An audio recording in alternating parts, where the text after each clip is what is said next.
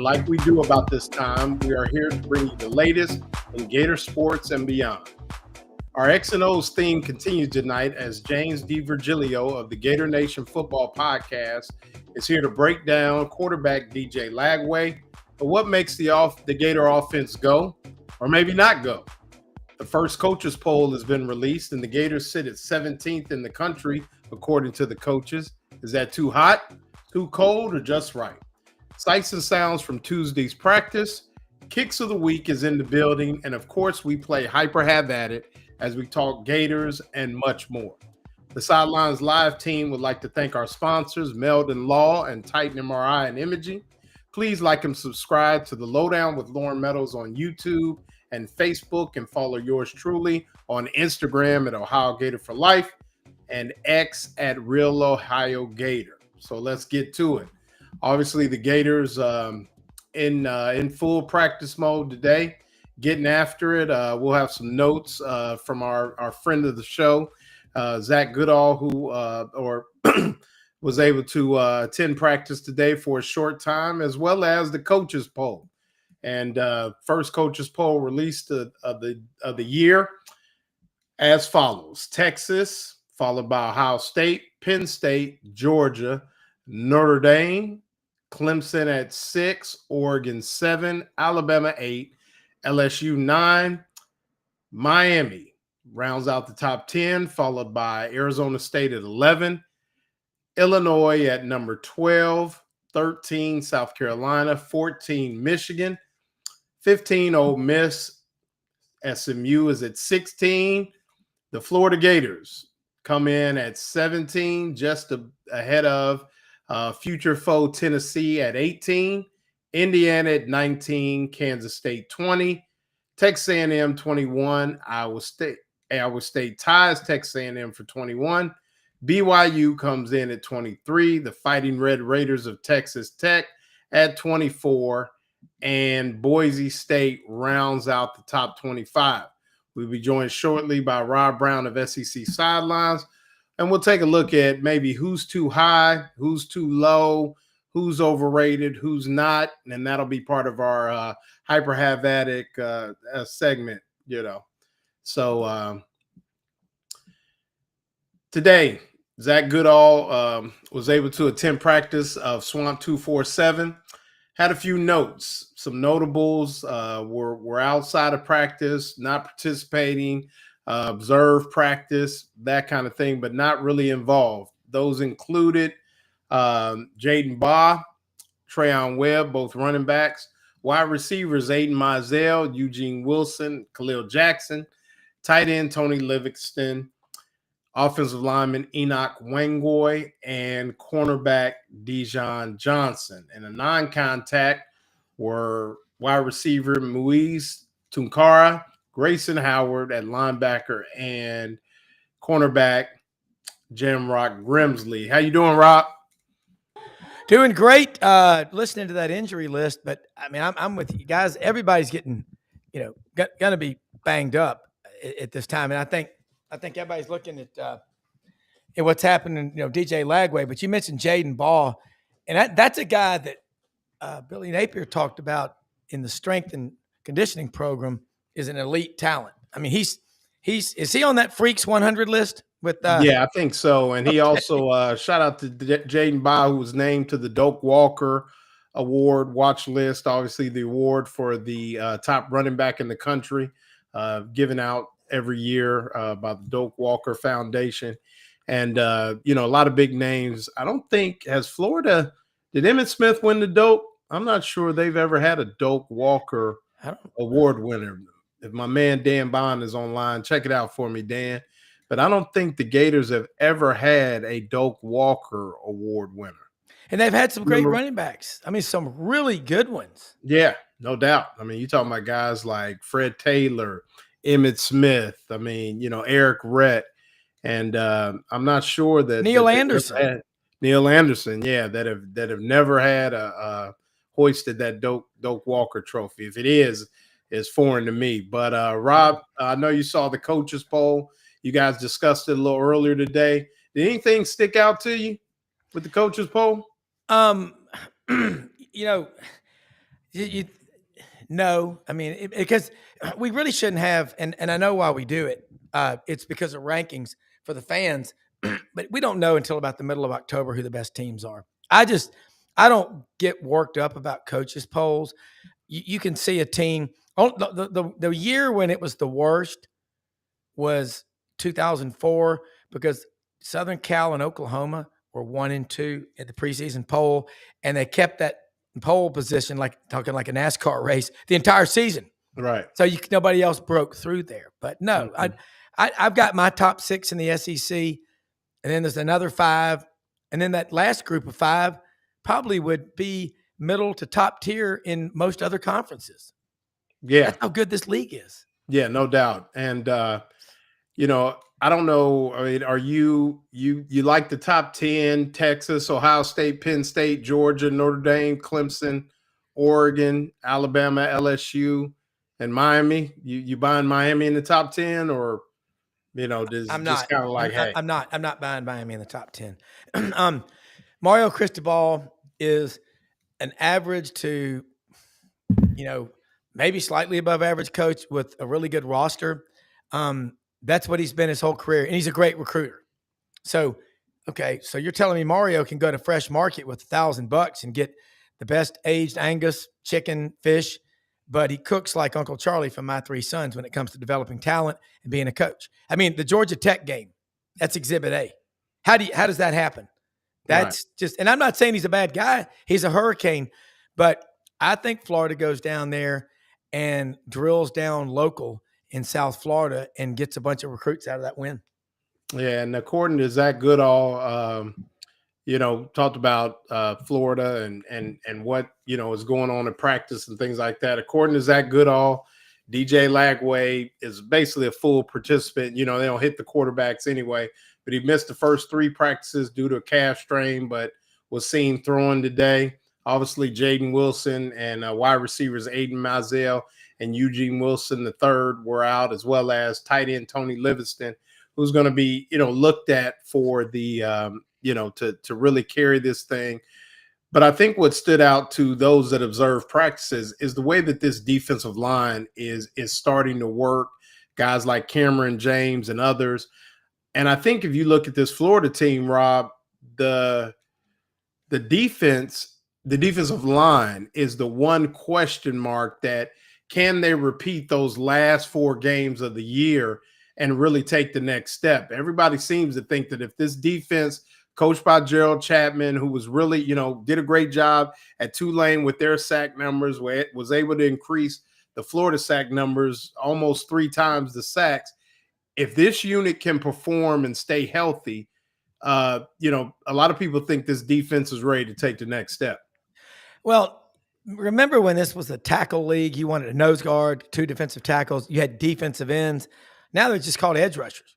Tyreek Sapp, Fort Myers. That's a badass. That is a full-grown man that has stuck around a long time. That's what you got to have nowadays. Your front 7 better be good. The good old days, just a couple of years ago, 2 and 3 deep. But I want to go back to that top 10. Ohio State, they got a great program. We all know that. Had a great last week. But no, them at number 2, you're hung over looking out of the rearview mirror. They got to replace too many people. And I think Texas goes up there and gets a win. By the end of the season, I think they'll be a really good team. But so you calling the Texas win out the gate? Yeah, I am. And I think Texas's offense will be really good. But I think their defense, man, their defense is really good. And I think that's what Florida at 17's low. Florida at about 12. Yeah, I mean, you telling me Miami's better than Florida? I really don't believe it. Yeah, I don't think so either. I mean, with everything Florida, Miami does bring back a lot up front. The offensive line did have some losses, and Florida is now under the control of what some people think could be the best quarterback in the country. And we'll have James Virgilio joining us from the Gator Nation football podcast to break down, really what makes DJ Lagway go.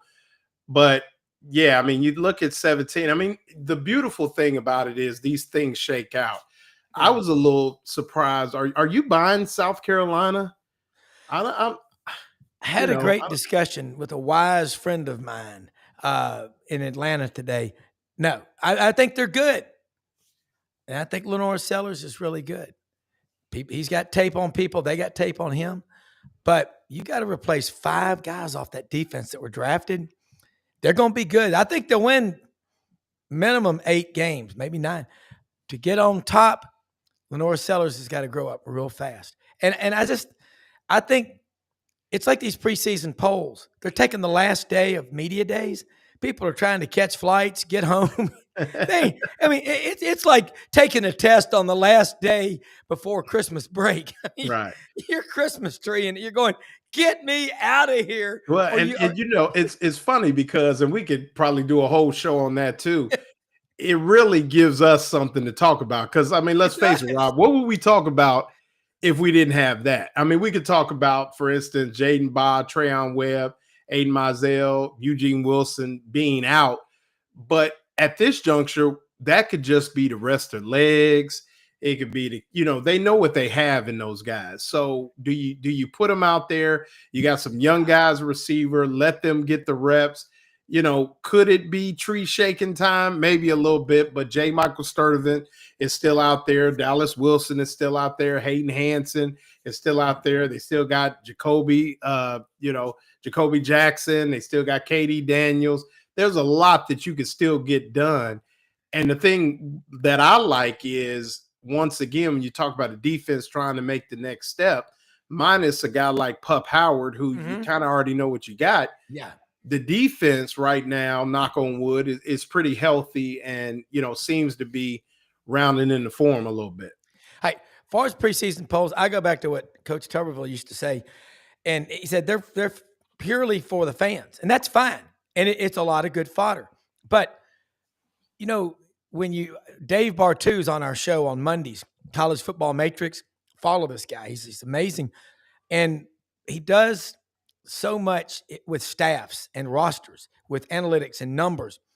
Loren, football. You've got an IQ football probably 186. Okay, I'm serious. That's savant-like. And my dad always called me an idiot savant, and I'm going, he goes, boy, that just means you got a lot of knowledge in there. Find out a way to turn it into money. But football really well. You've coached it. You look at the Florida offensive line. It starts with your center, Jake Slaughter. Have people today arguing Parker Brailsford. He might be the transfer from Washington. He may be the best center in the country. Connor Lew at Auburn's pretty good. I'm sticking with Slaughter, and I think Parker Brailsford's good. But I like a homegrown guy from Marion County. He's dialed in. Another thing with Florida, L.J. McCray, Pup Howard, transferred from South Carolina. Billy Napier. I like to listen to what he says. He's very easy to follow because he talks real slow. Real slow. But he says, we got a lot of guys in this building, been here for 2, 3, 4 years, and there's a lot of relationships built in there. Remember when everybody was talking about how many people Florida had on staff, bigger than the actual roster in the team picture? You ain't hearing that anymore. Yeah. And I think it's right. And it speaks to, you look at the evaluation of talent, a guy like Jacoby Jackson, who was a no-star. You find those diamonds in the rough. Jaden Woods, a guy from Kansas. These talent evaluators, and I've said this as hard as I've been on Billy Napier, when I meet a member of the staff and I meet these folks, I've always been impressed with the people that he's put around him, which I think has led to some of the head scratching that we've had with this football team, is because there are really, how do you have a better running back coach than Jabbar Jalou? Do you have a better receiver coach than Billy Gonzalez?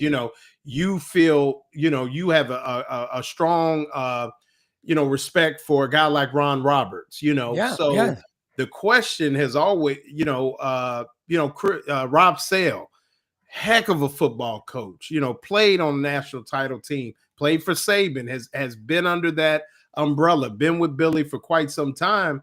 And it's like, it just doesn't make sense. How do these things keep happening with such great coaches. I mean, there's guys like Chad Lucas who helps Billy with the receivers, really good coach. Coach Johnson who helps Coach Sale, out of Jacksonville, played at Rutgers, played I mean, he's got some solid on the field guys. And now you had a guy like Steve Spurrier Jr. I mean, just more and more people that are affecting this program. And it's like, it doesn't make sense when you see what you thought would be underachieving. And now they got the roster to do it, Rob. I mean, we keep talking about these names, and I agree. I think they're a little low at 17, but I think some of it is recency bias, maybe. Absolutely. And, if you want to talk about it, little bit of recency bias, maybe, just because they have, in a lot of people's eyes, underachieved as a program, Well, that's part of it, but the roster had to be rebuilt. Culture had to be installed. It takes a minimum 2 years to install a culture. Then you get a bunch of guys on staff, and this in sales, what you and I do outside of this, 80, 100-hour work week. If that's what it takes, that's what it takes. Mm-hmm. Ain't no 8 to 5 crap.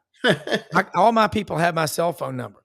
I get a call sometimes 5:30 in the morning on the way out to the duck blind, and it's a client. I'm taking that call. I can assure you, I'll miss the hunt. Mallards could be pouring in with their feet out 10 feet in front of them. I'm taking that call. You got a staff, guys that played for Nick Saban, coached with Nick Saban, like Billy Napier, like Sale. They're used to it. Right. But I'll tell you, the best coaches that you ever see, the football building, there's toys all over the place. There's kids running everywhere because they're going, look, this is a big commitment. So your children are welcome up here. We've got play areas and bounce houses and stuff like that. Everybody that I've talked to that knows Billy Napier, like Ellis Johnson, he's known him since he was 21 years old, will vouch for him. I keep hearing that. And I know last year I was critical too. But you know what? You're also first-class guy, Loren. If you say something and you go back and say, you know what, I was wrong, they're better here or there, whatever. And you reserve the right to do that. But you're right. Billy Gonzalez, coaching those receivers. What did Eugene Wilson have? 10 catches, 194 yards in the spring game? He wasn't going up against air, was he? Dallas Wilson. Yeah, Dallas Wilson. I'm sorry, Dallas Wilson. But, he came from Oregon because my friend Matt's son signed him up there at Oregon. He was like, what's he doing? You're leaving. But such is life. And when the home state school calls, that's a big deal. But I'm with you. I love these rankings because we can tear them apart. I'll tell you another one, Michigan at 14. Why are they in the top 25? Yeah. They're in our hyper have at it, so we can kind of see where you're no, but I get it. No, I'm with you. I mean, there's a lot to unpack, and looking at we'll look at a few teams that may or may not be involved and ready to go. But and this kind of leads us into where we're going next. David Baldoff says, "You're telling me that Carson Beck is better than Lagway." And I'm not necessarily sure that's an indictment on, Lagway versus Carson Beck, that Miami's ranked 10th. I think, if you look at last year's game, albeit Cam Ward is gone and others, but I think it's a situation where, you look at this team and Lagway is just a small piece of the puzzle. And we're going to bring in James DiVirgilio to talk about DJ Lagway a little bit more in depth. And, I think it'll maybe, he can answer a little bit about, where Carson Beck fits versus DJ Lagway. But how you doing, James? Oh, I'm doing great. How are you guys? Man, great. Long time coming. Glad to have you on. It feels like it's been a long time coming or a short time coming. And hearing you guys in like mid-season form right now just makes me think what's looming around the corner, No. So, for those of you who don't know, James does the Gator Nation football podcast. During the season, does a great job of breaking down the X and O's, taking some of the key plays, both on offense, defense, even sometime on special teams, just to give a little flavor, but, has a real good mind for what the teams are doing, what the defense is trying to do, and just, really breaks down what each team is trying to accomplish on each play and where, the good, the bad, and sometimes the ugly with some of these things. But just a quick background, James, how did you get involved in breaking these things down, and just what's the experience been like as you've grown? Because I think I first picked you up in the Mullen era, and now, you've kind of seen things kind of progress into where Billy Napier has this team now. Yeah, that's a great question. Started the podcast 12 years ago now, and it was just a podcast, and I did not have access to film. And back then, it was hard to even get a good cut of any all 22 shot in a TV broadcast, even just 12 years ago in college football. And so, as fortune had it, about 7 years ago, I did get access to the all 22 coaches film. And that was obviously immensely helpful. And it allowed me to be able to say some things that you wouldn't be able to say if you couldn't see what was actually going on in the back end of the film. And that happened during the Mullen era. And then kind of hilariously, the team found out about it. They got their feathers ruffled a bit that there was some person unrelated to the football program putting out film review, which I always found kind of personally funny, only because every coach is doing the same thing when it comes to cutting up and breaking up film. And the NFL for a long time makes the all 22 publicly available, and they're not worried the three of us are going to go into the film and craft some kind of game plan. But that got them ruffled. My YouTube channel, which was like a year old, got shut down. I had to restart it. And that was kind of the sign, I think. And the reason I'm telling that story was that was when I realized that people really wanted this stuff. In fact, I had a call at the time with a couple of people from some media networks saying, "Hey, we're surprised how much traction you're getting on these like in-depth film breakdowns." And even some on-air talent at the time from some major networks had come across me, messaged me and said, "Yeah, man, I wish I could do this stuff, but XYZ network thinks it's not wanted. Like they limit me to a 20-second soundbite." And now here we are in 2025, where of course this stuff is all over the place, right? It's so ubiquitous. People are breaking stuff down in depth. So that's kind of the quick background, but really I always love finding solutions, right? I'm a strategist for a living with being an investor. I love sports, and film tells you in a large and sometimes difficult way that, your team is either good or bad or indifferent, but it does help you understand where you might be going. And that's why I like it. Cut through the clutter. Where are we going? Are we getting better? What's happening in the film? As I like to say in the channel, the film really doesn't lie.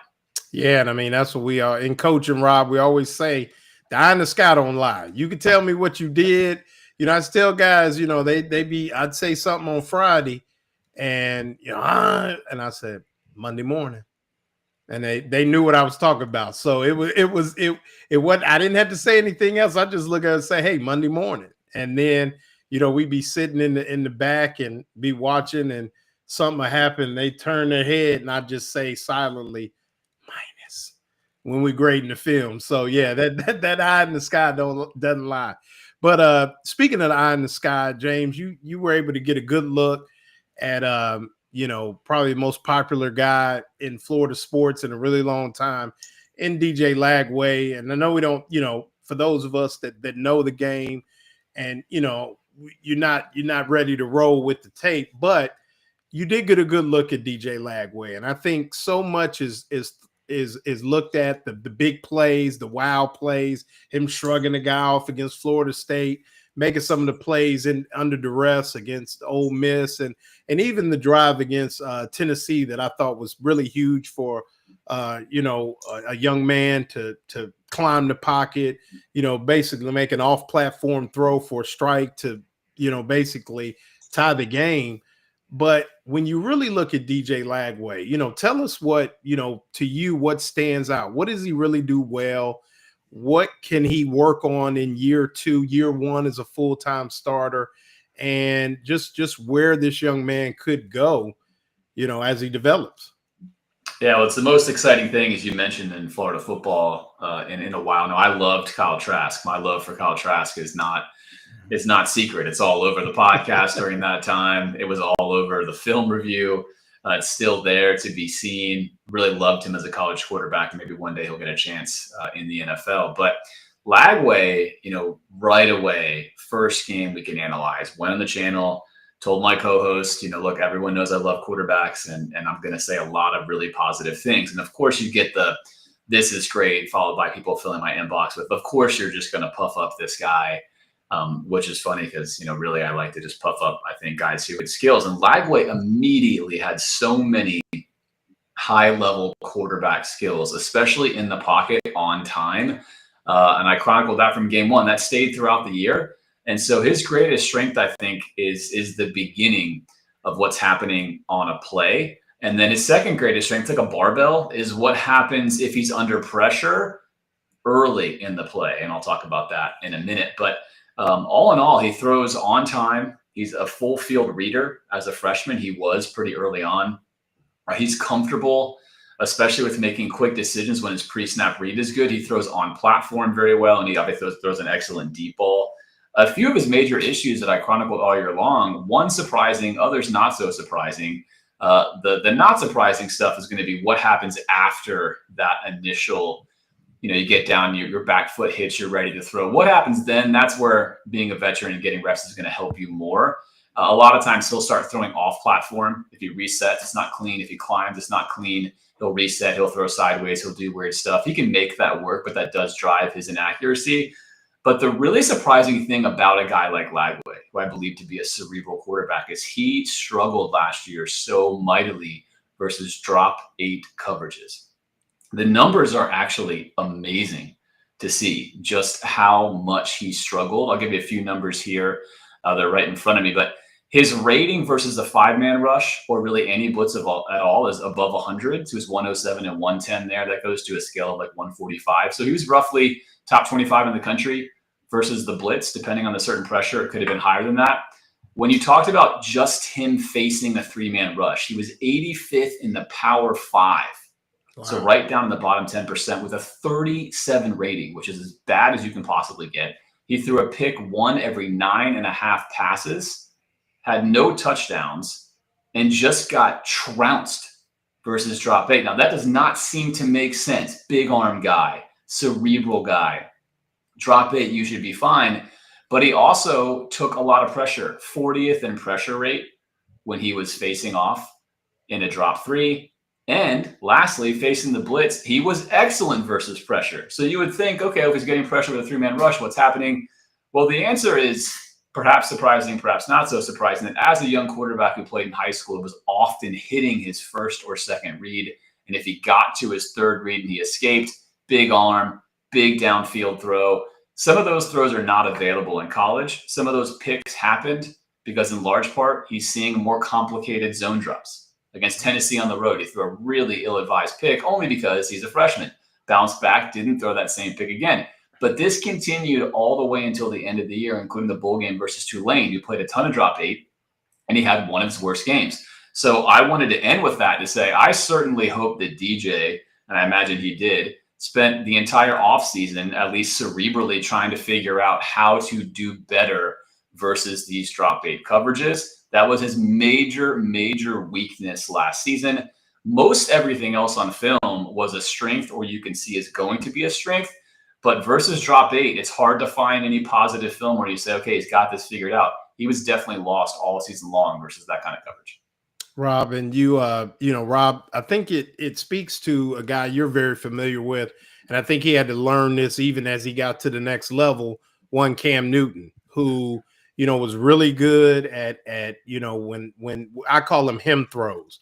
When I'm throwing to him and I've got man coverage and I've got to put a ball where only my guy can get it, really good at it. But then when you start to see the complicated coverages, even if you point to the national championship game, talking about Cam Newton against Oregon, where I think Oregon did, do a little, some spine, some drop 8 to kind of keep him contained.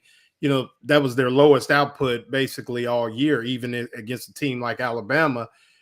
When you look at Lagway, I think that's where, when Billy Napier talks about giving them the homework and looking at, some of their worst plays and breaking things down, I would assume, Rob, that a lot of that was involved in that homework. Well, I mean, in that game against Oregon in 2010, Cam had like 527 yards of offense, but he felt like he didn't have a great game, and he didn't. Oregon's pretty damn good. They were averaging, 315 yards a game rushing with DJ James, running back out of Texarkana. Auburn held them to 75. That's because you had Nick Fairley. and Antoine Carter and some guys. But going back to what James is saying, I love this kind of stuff. I've been a financial advisor 34 years. I can look at scattergrams and tranches, dead cat bounces in the market. I talk like that to my clients. They're going, "Oh, son, speak English to me." I'm talking about gigabytes and DRAM. That is a cool stat that you gave, though, what you call drop 8 coverage. And I'm not going to sit there and tell you that I'm a football X's and O's savant. I got a pretty good grasp of it, but I will rely on people smarter than me, like both of y'all. But that's an area that a great quarterback will go back and focus his study time on, watching that tape. And the really good ones, the great ones, spend that extra time when they don't have to be there. I love what I'm beginning to really like Billy Napier's press conferences. There are not a lot of them, but he talks about things that require no talent, being early, doing the little things off the field when we're not watching.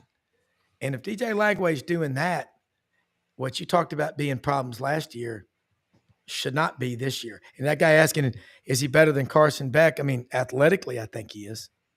Just I mean, you look at it, and I think that's where you look at some of those things, and you saw, I think, last year's, cocktail party, Florida was able to do some things with some robber coverage, some different, looks to take some of those intermediate throws away that Carson Beck had success with the year before. And I think it was almost like you now you see it, now you don't. And if you're late with the ball, things like that, you saw some of those picks. Yeah. And really Florida should have had those the year before, but, didn't make some of the plays. But yeah, I mean, as before we move on, James, when you look at that and you see, the struggles and that kind of thing, what is it that if I'm gonna give you your Ryan O'Hara, your Billy Napier, and now when we look at those things, yes, DJ Lagway can take a look at it, but what can we as coaches maybe help him with in game where it really matters to maybe eliminate some of those issues? Yeah, I think that is in fact part of the solution and part of the problem with DJ's performance last year.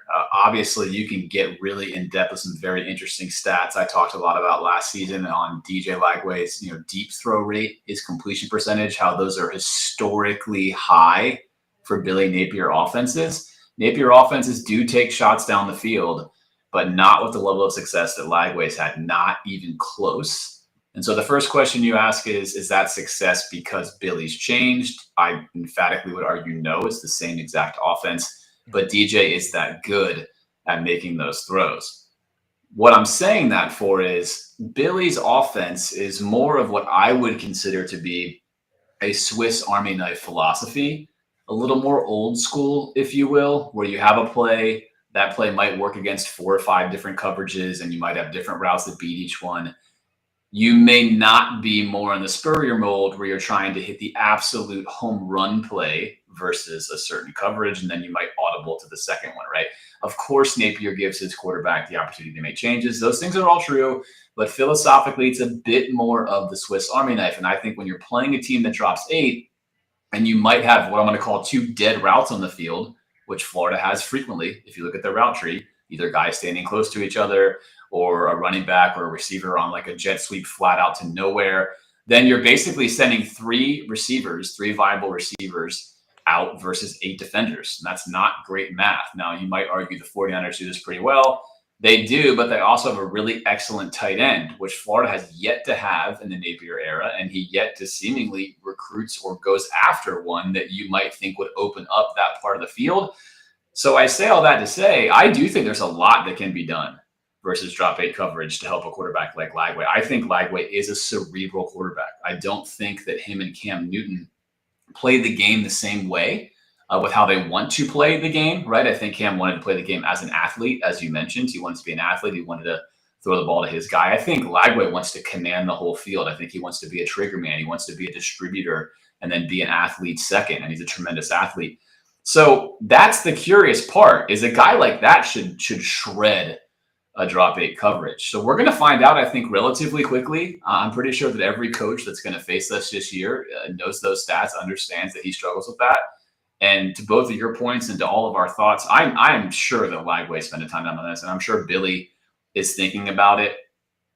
I have yet to see on film Billy make what I would consider to be any significant adjustments to his offense to tailor it towards any one of his quarterbacks.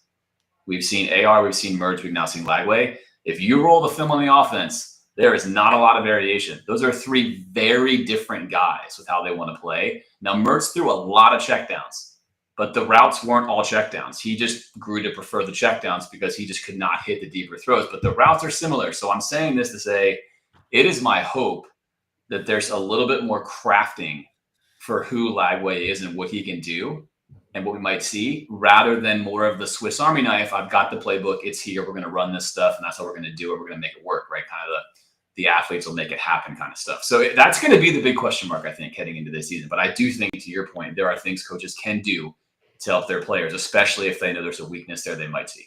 Right. And we're going to get to that in a minute as we continue to break down the offense with James D. Virgilio, Rob Browne of SEC Sidelines. But we want to talk about our sponsor, Meldon Law, the only official law firm partner of the Florida Gators, proven and skilled lawyers since 1971.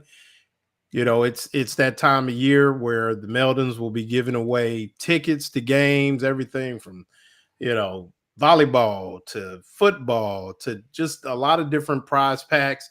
You can go there. They can point you in the right direction. If they're not able to help you with your law needs, they can point you in the right direction to someone. They helped me with some estate planning, put me in line with somebody that was able to help. And just great supporters of the Florida Gators, from the band to every sport in between. Ran into them at the Final Four. And, just out there having a good time supporting the Florida Gators. And once again, the only official law firm of the Florida Gators, proven and skilled lawyers since 1971. Meldon Law, we won't back down. And as we do every week, James, you could be part of this, but every week, this is Rob's favorite. We bring out, so I don't know how your shoe game is, but mine is pretty slick. So that's kind of my plug. We're trying to get a StockX or a flight club. But Rob, I'm trying to impress you. 2017, Rob, the Foamposite Heather Gray, 2017. I like that. Shout out to Memphis's own Penny Hardaway, Mm-hmm. who made the Foamposites famous. But I don't know if you can see that, Rob. That's a sweatshirt material. Cool. Like Bill Belichick. So, Flight Club, StockX, GOAT, give us a holler, man. We definitely would love to have you. And that's the kicks of the week.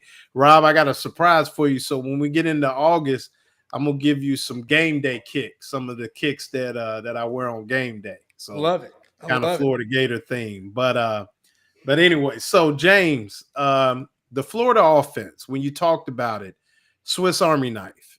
One size fits all, maybe, or doesn't fit all.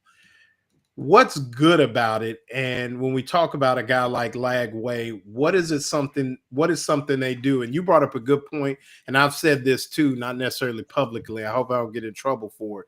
But those what I call waste players, like you said, a jet sweep to nowhere, RB orbit motion to nowhere. And every now and then I'd like to see him go ahead and spill it out there to that guy, get on the perimeter, see if we can outflank some people, make some people miss.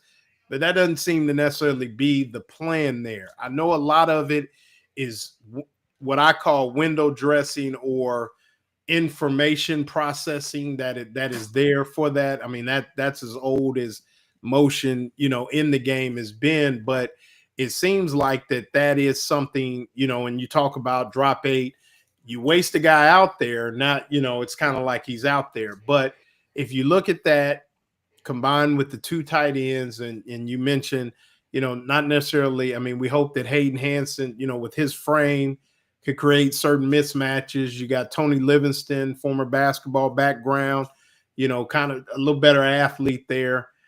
But what is this offense to you, and what makes it, if anything, what makes it so good?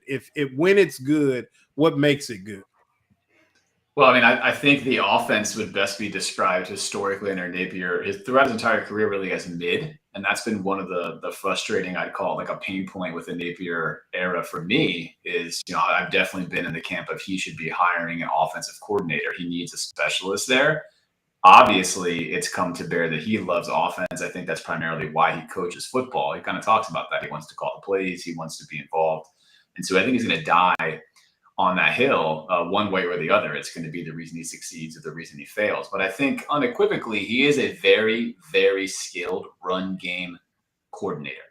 Solid design, very good coach of how to coach the run game. Florida is amongst the best in the country every year in running split zone, which is pretty impressive. Again, going back to the fact that they don't really use their tight ends a lot. So the fact that you're able to get your tight end who's playing in an H-back role behind the line, coming across in motion and being so effective split blocking is a bit surprising because we're not doing much off of that, to your point, in the play action game. But a very, very good run game coordinator. And I think the passing game is what often lets Florida down, especially in tight tendencies, tight situations. It tends not to be able to create enough to support the run game versus a team that can stop the run. I do think, though, the Swiss Army knife, I think in Billy's mind, it's a matter of acquiring resources. So I think if Billy were here right now, he would say, I haven't had the offense where I wanted it to be, but I haven't had the guys I've wanted either. So this year, Florida expects to have a much better offensive line. They should have the by far the most vertical oriented receiver room they've had, a lot more speed there. And I think maybe he's going to imagine he has what he needs now to be able to make the offense work. I would counter that by saying, in his entire career, a stat I love called success rate, which is how well you're doing per play, he's just only ever been average. And last year was, below average. And so it's hard for me to imagine we're going to take this major step forward. But look, quarterbacks are transcendent in college football. They can carry you to places you've never been before. You guys talked about Auburn. That's never happening without Cam Newton. So I think for Florida fans, I'm hoping that DJ can do enough to overcome what might still be the Swiss Army average offense. But make no mistake about it, Florida's run game is good. The split game is excellent. It's amongst the best in the country. I think that's what Billy's really good at. And, Rob, that's what I talk about with that split zone, and James could break it down. But what I call the stress on the eyes that the split zone can create, the stress on those second level players to where if you guess wrong, that thing comes out the back door and it's off and running, with that split zone. But, I think this is where, and I try not to get in it, but if you're just looking at it, and that's why I like having James on, you just look at it at face value, Rob, everybody just sees it like it's running into walls. But a lot of times with that run game, it's like the old adage, like Novocaine, give it time and it works. I think that's some of what Napier kind of hangs his hat on, Rob, to kind of see, to get that going and kind of dominate the line of scrimmage and even time of possession in a lot of ways. I even heard him say back when he was at LSU, we're going to run the ball, play good defense, and go home. Excuse me, Louisiana. Yeah. So I think that's where, you have that, but now you have this phenomenon at the quarterback position that hopefully can even enhance that menu a little bit, Rob. Well, James is talking about wasted players. You got 4 or 5 wideouts and only, 2 of them are doing nothing on a play. I mean, what you're trying to do, and there's a shelf life to every offense and every defense. Usually it's about 3 years max. And, Gus Malzahn is exhibit A on that one. I mean, just keep doing the same thing over and over. People figure you out. You better change. But what you do with a running game, I love the running game because you can suffocate a team in the fourth quarter if you've got a big lead. And that's what changed Florida football under Steve Spurrier when he brought in Bob Stoops in 96, 97, and 98. He won a national championship the first year. And again, I go back to 3 of the greatest running backs Florida's ever had. You had Eric Rhett out of Pembroke Pines, Florida, Fred Taylor out of Belle Glade, and Ernest Graham out of Fort Myers or Naples, I think it was. But they don't get enough credit for what they did for Florida because once they started choking people in the fourth quarter and they were gasping for air, Florida ended up, the stats, wouldn't y'all say, were close to almost 50-50. And you had Riddell Anthony, you had Ike Hilliard, you had Percy Harvin later on under, Urban Meyer, but you got to have those guys that can do both things. And I think this is fascinating, James, what you're talking about, because it is so cool to look at tape, film. It's tape now, but I mean, the full 22, when you get to go into a coach's office, and which is rare, but we've all done it, and they're watching that big screen, and you're going, that ain't what my TV set looks like into about 10 Hams beers. Right. During a game. I'm seeing Bigfoot. But anyway, this is the kind of stuff that having it on this show is what makes this an awesome show. I'm just curious, either one of y'all can tell me this. Billy Napier, you say he needs an offensive coordinator. Chip Kelly at Oregon, he was the guy. Nick Saban at Alabama was the guy. Now Billy Napier coached under Dabo at Clemson, under Nick Saban at Alabama.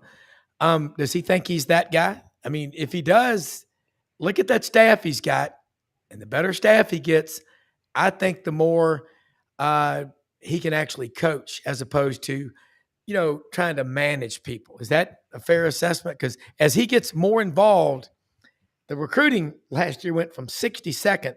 In the last couple of weeks, they finished 7th in the country.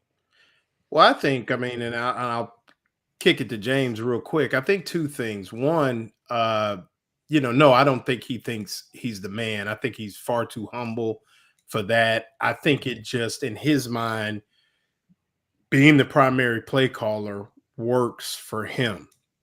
And when you think that, it's very hard to let that go. Now, I will say that I think way too much blame is put on Napier for a play call and maybe not enough for the whole group. Because I could tell you met the guy I coached with last week, Rob. Mm-hmm. It is a community game plan. It is anybody that, is going. And then I will say this, and I'll kick this to James, and he can agree or disagree. I think they run really good stuff, and James noted that, but a lot of times it's when they call it. I thought the play to tie the game against Tennessee, very well planned out, set well, formation, time call, time to call it was excellent.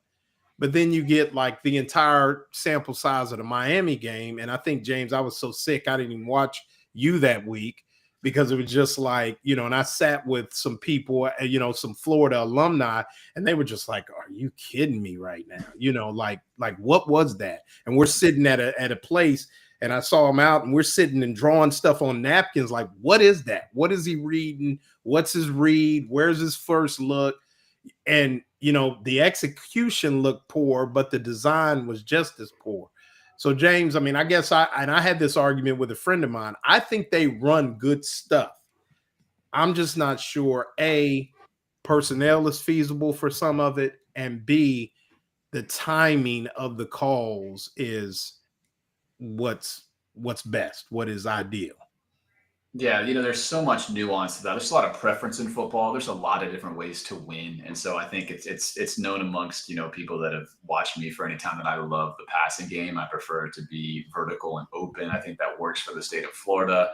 I think Billy's offense is maybe not necessarily the perfect marriage for a Florida football team, but it can work for sure. You can win this way, right? I think those things are true. And I want to say those things first because it can be done. But I think when it comes to how you feel about the design, some of its preference, I always say the trump card is production. And that to me is what matters, right? You might run an offense that I might not like, but if you are producing, if your metrics are there, if you're winning games, if you're consistent, hey, it's winning, it's working. Maybe it's not my preferred movie, but it's winning and it's working. I think the tough thing for Billy is it's a bit of a counter style to how Florida, that is still, let's call it, Steve Spurrier's team. Really, most Florida fans still want to be scoring a lot of points. They want to have an exciting offense. They want to throw the football. His offense is more run-oriented first. He does want to take deep shots, but when it's not working, it's ugly. And I think you hit that point just a second ago when you said after the Miami game, you're looking at it and you're thinking, man, this stuff doesn't look good. And that's true of any offense. But I think for me, I just think that the passing game could just use whatever word you want to use, some more creativity, some modernization, some some different, more tactical concepts where you're trying to hit home runs. You're trying to give your quarterback easier throws. And I'll give you one simple example of this.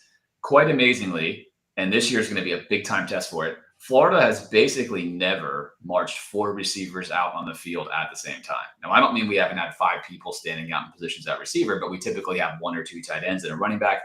We have not done this this year.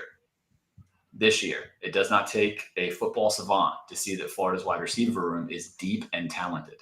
Yeah. Their tight end room is shallow and not a lot of depth there. If we're going to run out a 5-wide set and it's going to be a running back and 2 tight ends, I just have an impossible time justifying that as the best use of resources. And so that, I think, has been a recurring frustration for me, is like, hey, you can run stuff. Of course, almost every college football coach, all college football coaches in the Power 4 are going to be running concepts that you see on Sundays every single week, to your point, right? They're not out here just running like a basic peewee play. But how you apply it, how you use it, how you set it up is what makes you a good offense or not. How you teach it, how your routes are being run, the spacing, all of these things matter. And I think that is the question mark for this season. Can the bet Billy is making on himself and on what he believes to be a good offense, can that pay off for him? It has not paid off yet in his career. And I'm rooting for Billy. I think he's an exceptional A+ kind of guy. I think everyone thinks that. I have been critical of him, mainly because it's really hard to see the evidence for him doing something he's never done before. But I hope he does. And I hope he gets whatever he needs to get done, whether it's his current system or something different. But I have a hard time describing his passing offense as something as threatening, difficult to prepare for, or dangerous. I think if Florida's going to be successful this year, they're going to have to win a lot of close games. And I think Billy might want to win that way anyway, right? Fourth quarter mantra, grind people out, beat them with physicality. Those are all things guys say that want to impose their will on you and they want to beat you in the fourth quarter. And I think that is more of his mentality. So I think we have to expect that and hope that Florida can get that done. I think Lagway is the kind of guy, though, that can get that done. He is the kind of guy you want in the fourth quarter. Quarterbacks make a difference in close games. And hopefully, if he stays healthy, Florida can do that this season. Yeah, and I can honestly say, and without throwing sources out there or anything like that, that is a distinct possibility that you may see 4 guys at 6'2", 195 pounds actually run out, and the H is 5'10", 185. The Y is, you actually have, what you might consider a true spread group, 10 personnel. We talked about that. And and could even open the running game, because you could still do some things with that, and you can be balanced, you can RPO with it. I mean, it gives you a lot of flexibility, particularly with some guys that are really creative with the ball in their hands at that receiver position. So which a lot of times I call them long handoffs. Those long handoffs go for 20, 30 yards when you can make that goose miss. And now you pressing and now everybody got to go chasing. So, I think that's something that they definitely have the tools to get that done with. But we're going to skip Hyper Have At It for tonight. It was just say who's rated and overrated. We can get to that next week. But Rob, as always, who you got on tomorrow's show? We got to start off with Barry Trammell, great legendary sports writer, formerly of the Daily Oklahoma, now the Tulsa Star. You've seen him along with Kirk Bowles and about Wishbone on SEC Network. He covers Oklahoma. We'll start with him. Dudley Dawson, Hogville.net. Vince Ferrara, recovering at Mama Ferrara's in Tampa from hip surgery, covering Tennessee, but we'll cover all 16 of the SEC schools. But damn, James, you are really good. And I can see why you got a great podcast, because you look at it like tracking a stock or market trends. You're very smart. And that's a Florida degree on the wall, isn't it? It's worth a hell of a lot. It is, yes. Yeah. And a Wharton degree. I appreciate that. You went to Wharton. There you go. I didn't know. Yeah, big time. Yeah. Hell yeah. Doubt. But that's not supposed to be there. I don't have a cool podcasting room like you guys have. I should put the decor. James, I recognize talent when I see it. Yeah. That's outstanding. James, let them know where they can find you during the season, when you're going to start up, and just let us know what you got going on. Yeah, we'll be back. Gator Nation Football Podcast starts up on August 18th. The podcast is done every single Monday. You can just pop that right into your podcast feed. It'll pull up. And the film review will begin in earnest right after the first LIU game, and it will carry on all the way throughout the entire season. You can find that on YouTube or Patreon. I also post clips on Twitter of the 3 or 4 best plays each week. Okay, and maybe you'll come back and give us 2 or 3 of those as well this season. It's great. All right. Thanks a lot, man. Really enjoyed having you guys on. There's Rob Browne of SEC Sidelines, James D. Virgilio of Gator Nation Football Podcast. I'm your host, Loren Meadows, the Lowdown with Loren Meadows. Catch me on GatorBaitMedia.com and other platforms. Appreciate you guys coming out, and we'll see you next week. As you like this, Rob, recording live from somewhere. See you guys next week. Thank you. Good night, everybody. An honor.